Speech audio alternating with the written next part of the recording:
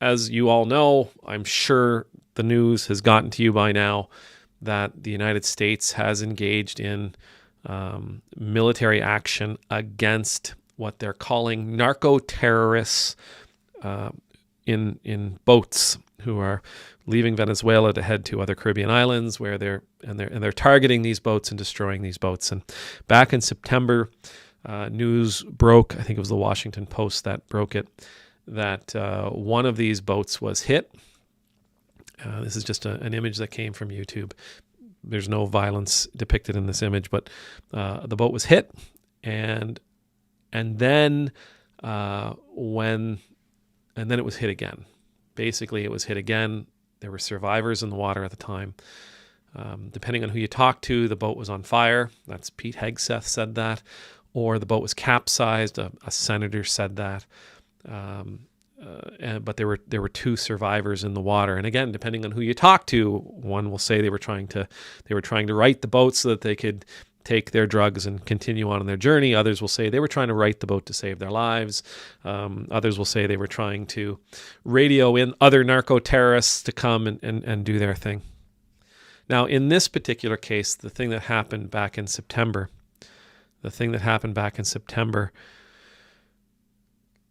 yeah, it's awful that there was a second strike ordered on the survivors. It's awful. But there's something else to this. And I'm not saying people are burying the lead, not at all. It's awful that there was a second strike. There never should have been a second strike. That is a war crime. If you look throughout history, people have been tried for doing this very kind of thing. My grandfathers, when they fought in the Second World War, they fought against a division called the Second SS, the 12th SS, and it was run by a guy who eventually was charged for war crimes because on D-Day he took prisoners and he executed the prisoners. He had his people. He had his, I'm not going to say men, he had his boys and his senior citizens execute these Canadian soldiers, 150 of them. That was a war crime. But you take prisoners. When you have the opportunity, you take prisoners. I find it very difficult to believe that the United States Navy felt so threatened by an overturned, capsized speedboat with two people in the water after a major explosion that they needed to hit it again. The other thing that I alluded to is that there's a rule when it comes to the oceans. It's a long-time rule. It's not like something that we just came up with. It's been around forever. It's something that every sailor understands. It's something that every sailor sailing in a competition understands. Every kid sailing in a regatta in a dinghy understands this. If you see a boat in distress, if you see a sailor in distress, it is your responsibility to help them. By law, here in Canada, it's law. If I am on a lake or on the ocean and I see a boat in distress, regardless of the type of boat they're in and regardless of the type of boat that I am in, I have a legal responsibility, a legal obligation to render assistance, so long as rendering assistance wouldn't put me in harm's way. You saw it in the Second World War. You saw it in the First World War. Boats, destroyers, battleships, whatever they may have been, armed conflict would take place. Shots would be fired. And when it was all over, those same warring parties would gather up all survivors unless there was a danger that they might too be struck or sunk. That's the thing about this story that is I think really sort of burning in me, is that it's not just that they hit them again.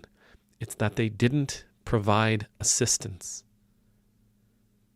They didn't help.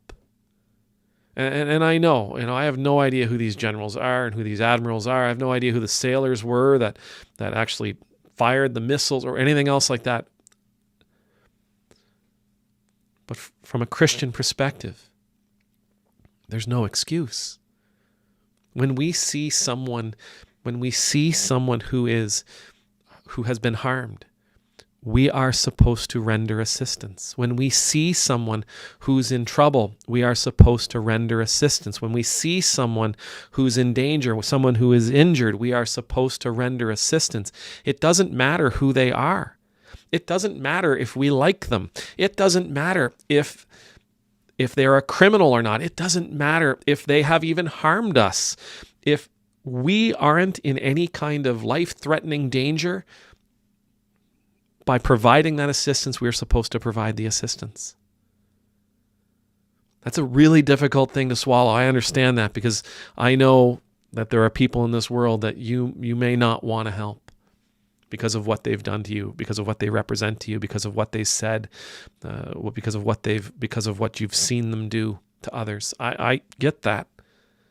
I know there's a couple of very colorful sayings we have around here about not wanting to cross the road,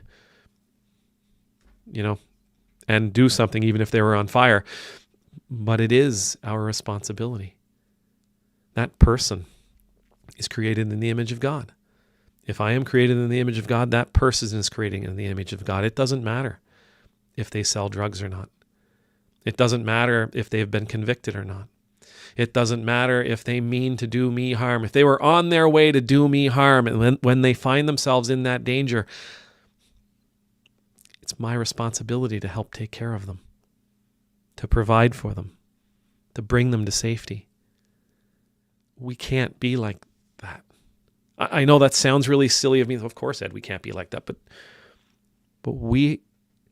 I don't think this is a time for us simply to stand up and say a double tap isn't okay. I think we need to express an outrage about something else as well, and that being, you have a job to help. You failed in your mission to render assistance. Because if all we become are executioners, whether it's military or us or whoever, if all we are people who execute punishment, if we lose that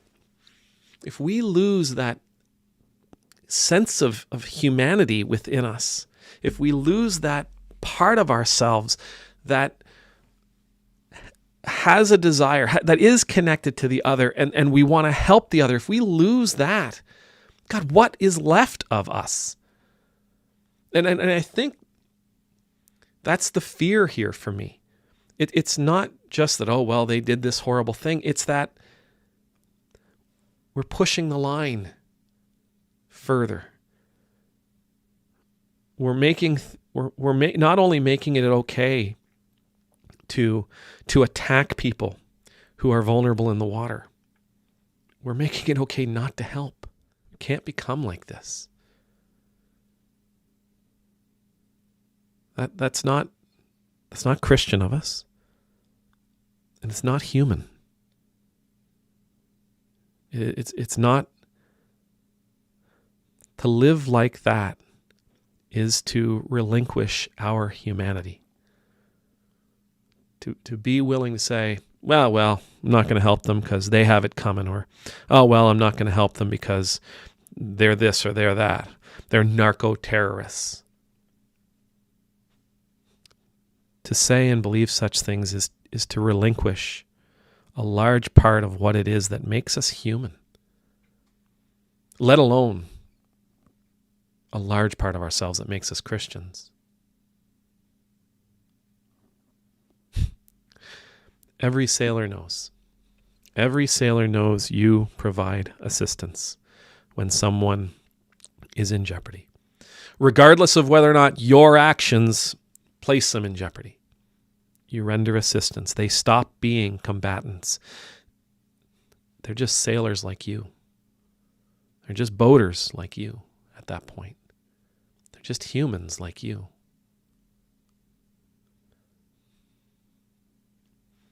The Good Samaritan comes to mind, right? A man sees another person injured, laying in a ditch, naked, beaten, robbed. He doesn't wonder if that's another Samaritan. He doesn't wonder if that person's worthy of assistance. He doesn't wonder whether or not that person deems him to be worthy or valuable. That person in that ditch is a human being. I'm going to help them. Though it costs me hours out of my journey, I'm going to help them. Though it costs me money to help them recuperate, I'm going to help them.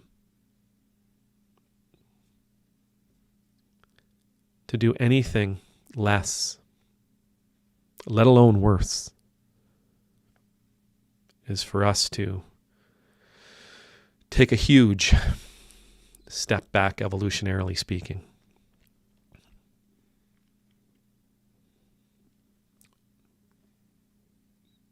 Amen.